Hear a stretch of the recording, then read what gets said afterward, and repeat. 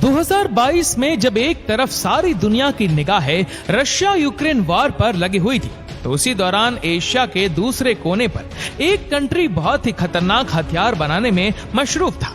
ऐसे हथियार जो इससे पहले किसी कंट्री ने नहीं बनाए। चाइना के बिल्कुल साथ जुड़ा हुआ ये छोटा सा कंट्री नॉर्थ कोरिया है। नॉर्थ कोरिया ने 2022 में 90 बैलिस्टिक मिसाइल टेस्ट किए, जिनमें से 8 इंटरकॉन्टिनेंटल मिसाइल्स थी। मतलब उसकी रेंज इतनी ज्यादा थी कि वह एक कॉन्टिनेंट से दूसरे कॉन्टिनेंट तक टारगेट हिट कर सकते थे।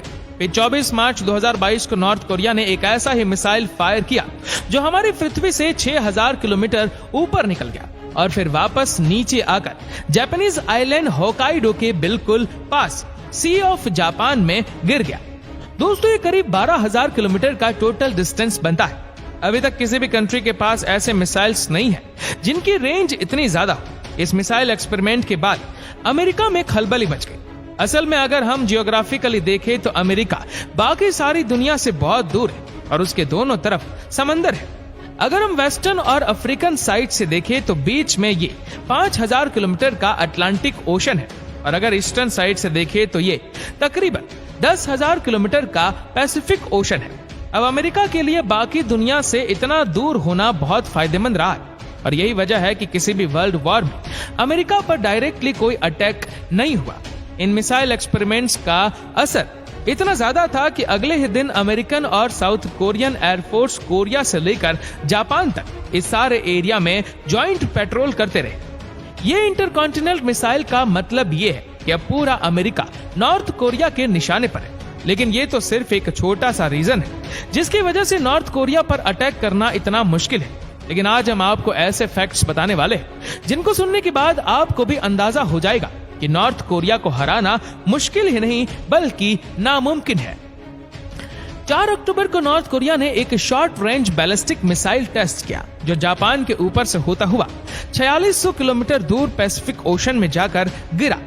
इस मिसाइल का मतलब यह है कि अब नॉर्थ कोरिया आसानी से जापान, साउथ कोरिया और गुआम में अमेरिकन मिलिट्री बेस को टारगेट कर सकता है। और इन सब से भी बढ़कर नॉर्थ कोरिया अब टैक्टिकल न्यूक्लियर मिसाइल पर काम कर रहा है। टैक्टिकल न्यूक्लियर मिसाइल का साइज बहुत छोटा होता है और ये शॉर्ट रेंज पर टारगेट को हिट कर सकते हैं। दूसरा, इनको चलाने के लिए किसी सबमरीन या स्पेशल जेट की जरूरत नहीं होती, बल्कि ये बड़ी आसानी से नॉर्मल मिसाइल व्हीकल से भी चल सकते हैं। और तीसरा, जिस तरह नॉर्मल न्यूक्लियर बम को चलाने के लिए प्रेसिडेंट या प्राइम मिनिस्टर का अप्रूवल चाहिए, वही टेक्निकल न्यूक्लियर मिसाइल चलाने के लिए सिर्फ कमांडर के अप्रूवल की जरूरत होती है। और इसकी वजह यह है कि जहां नॉर्मल न्यूक्लियर बम पूरे के पूरे शहर को तबाह कर सकते हैं, वही टैक्टिकल न्यूक्लियर वेपन्स सिर्फ किसी चीज को टारगेट करने के लिए होते हैं, जैसे कि दुश्मन की बेस को डिस्ट्रॉय करना हो। अब साउथ कोरिया को अच्छी तरह पता है कि अगर उसकी साउथ कोरिया और अमेरिका से वॉर हो जाती है तो और वह अमेरिका पर इंटरकॉन्टिनेंटल न्यूक्लियर मिसाइल फायर करता है तो जवाब में अमेरिकन सबमरीन भी 3 से 4 न्यूक्लियर मिसाइल से पूरे नॉर्थ कोरिया को उड़ा कर रख देंगे। दूसरी तरफ नॉर्थ कोरिया सिर्फ टैंक्स, टोपो और जेट्स के साथ लड़ता है तो अमेरिका कुछ ही दिन में ये जंग जीत जाएगा, क्योंकि अमेरिका के करीब 30,000 फौजी साउथ कोरिया में, 50,000 फौजी जापान में और 22,000 फौजी इधर गुआम में है। और फिर इधर हवाई में अमेरिका की सबसे बड़ी बहरी जहाजों की बेस है, जहां पर कम से कम 2,000 मिलिट्री जेट्स हर वक्त तैयार खड़े होते। तो नॉर्थ कोरिया को अच्छी तरह पता है कि न्यूक्लियर हथियार के बगैर तो वह अमेरिका से बिल्कुल भी नहीं लड़ सकता। मगर न्यूक्लियर मिसाइल के साथ फिर खतरा ये है कि अमेरिकन बदले में उसे भी टारगेट कर सकता है। इसीलिए नॉर्थ कोरिया अब टैक्टिकल न्यूक्लियर मिसाइल बना रहा है ताकि वॉर के समय वो आसानी से जापान, साउथ कोरिया और हवाई में अमेरिकन मिलिट्री बेस को टारगेट कर सके। और इस सारे सिनेरियो में एक बहुत बड़ी प्रॉब्लम ये भी है कि कोई छोटी सी भी गलती बहुत बड़े नुकसान का सबक भी बन सकती है। असल में नॉर्थ कोरिया से सिर्फ 50 किलोमीटर दूर सोल है। ये साउथ कोरिया का कैपिटल और दुनिया का 16वां सबसे बड़ा शहर है, जहां पर साउथ कोरिया की 50% आबादी रहती है। नॉर्थ कोरिया की तरफ से कोई भी मिस फायर लाखों इंसानों की मौत का सबब बन सकता है। इसीलिए अमेरिका की बड़ी कोशिश है कि नॉर्थ कोरिया न्यूक्लियर वेपन्स पर काम बंद कर दे। मगर जाहिर है कि नॉर्थ कोरिया को इस चीज पर मनाना कोई आसान काम नहीं। अगर अमेरिका मिलिट्री के थ्रू नॉर्थ कोरिया पर प्रेशर डालने की कोशिश करता है तो किसी को आइडिया नहीं कि नॉर्थ कोरिया किस तरह रिएक्ट करेगा, क्योंकि जिस तरह की Korean president Kim Jong Un की पर्सनालिटी है कोई पता नहीं कि अगर उसे ज्यादा उकसाया गया तो वह अमेरिका पर डायरेक्ट न्यूक्लियर मिसाइल दाग दे। तो अब अमेरिका के पास ऑप्शन ये बचता है कि नॉर्थ कोरिया एक इकोनॉमिक सैंक्शन लगा दे, मगर यह ऑप्शन भी शायद कामयाब ना हो, और उसकी वजह है चाइना। चाइना नॉर्थ कोरिया का सबसे बड़ा ट्रेडिंग पार्टनर है। नॉर्थ कोरिया का 90% इंटरनेशनल ट्रेड चाइना के साथ होता है, और इसी पैसे के थ्रू नॉर्थ कोरिया की सारी इकोनॉमी चल रही है। चाइना और नॉर्थ कोरिया ऑफिशियल अलायंस है, और इन दोनों के दरमियान एक मिलिट्री डिफेंस ट्रीटी है, जिसके मुताबिक अगर इन दोनों में से किसी पर भी कोई और कंट्री अटैक करता है तो दोनों मिलकर एक दूसरे को डिफेंड करेंगे। अब सवाल ये पैदा होता है कि जिस नॉर्थ कोरिया को सारी दुनिया ने कट ऑफ किया हुआ है, उसके साथ चाइना की इतनी दोस्ती क्यों है? इस सवाल का जवाब है चाइना की ज्योग्राफी कॉम्प्लिकेशन। जैसे कि हम पहले भी कई वीडियोस में बता चुके हैं कि चाइना के पास पूरी दुनिया से कनेक्ट करने का यही एक रूट है, लेकिन इस सारे रूट में छोटे छोटे आइलैंड्स हैं, जैसे कि Taiwan, Japan, South Korea, Ryukyu island और फिलीपींस।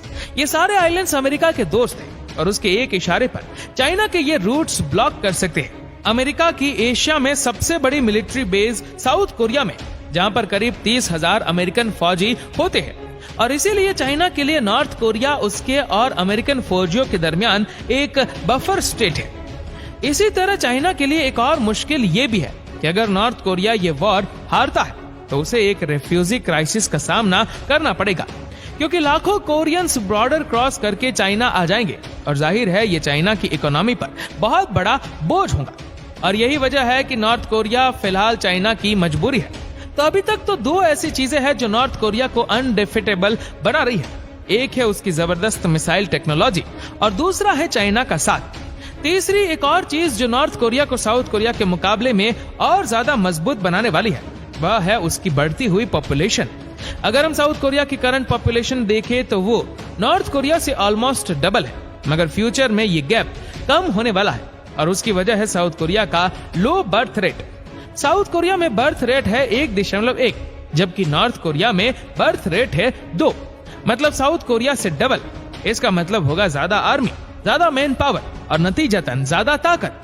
और यही सारे रीजंस है जिनकी वजह से नॉर्थ कोरिया अमेरिका के लिए एक सरदर्द बना हुआ है, जिसका हाल फिलहाल निकलता नजर नहीं आ रहा। नॉर्थ कोरिया जिस तेजी से न्यूक्लियर वेपन्स पर काम कर रहा है, बहुत जल्द वह बहुत खतरनाक सरप्राइज देने वाला है, और फिलहाल कोई भी डील उसको कन्विंस नहीं कर सकती कि न्यूक्लियर वेपन्स पर काम बंद कर दे, क्योंकि नॉर्थ कोरिया अच्छी तरह देख चुका है कि जिन कंट्रीज ने अमेरिका के कहने पर अपने न्यूक्लियर प्रोग्राम बंद किए, उनका क्या अंजाम हुआ। इराक, लीबिया और अब यूक्रेन के एग्जाम्पल्स सबके सामने हैं। इन तीनों कंट्रीज ने अमेरिका के कहने पर न्यूक्लियर प्रोग्राम बंद किए, और उनका नतीजा आपके सामने है।